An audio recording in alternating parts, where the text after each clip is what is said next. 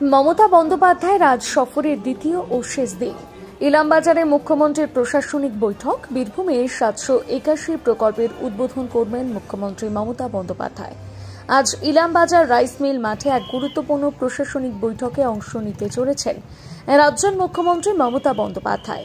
এই বৈঠক থেকে তিনি বীরভূম জেলার মোট 658 কোটি টাকা ব্যয়ে নির্মিত 781টি বিভিন্ন প্রকল্পের আনুষ্ঠানিক উদ্বোধন করবেন বলে প্রশাসনিক সূত্রে জানা গিয়েছে। এই প্রকল্পগুলোর মধ্যে বিশেষভাবে উল্লেখযোগ্য একাধিক পানীয় জল সরবরাহ প্রকল্প, বিভিন্ন এলাকার জন্য নির্মিত নতুন ব্রিজ, বেশ কয়েকটি প্রাথমিক স্বাস্থ্য কেন্দ্রের আনুষ্ঠানিক উদ্বোধন এবং অজয় নদীর ওপর নির্মিত প্রায় 3 কিলোমিটার দীর্ঘ একটি সেতুর উদ্বোধন। মুখ্যমন্ত্রীর এই সফর ঘিরে এলাকা জুড়ে নজিরবিহীন নিরাপত্তা ব্যবস্থা গ্রহণ করা হয়েছে।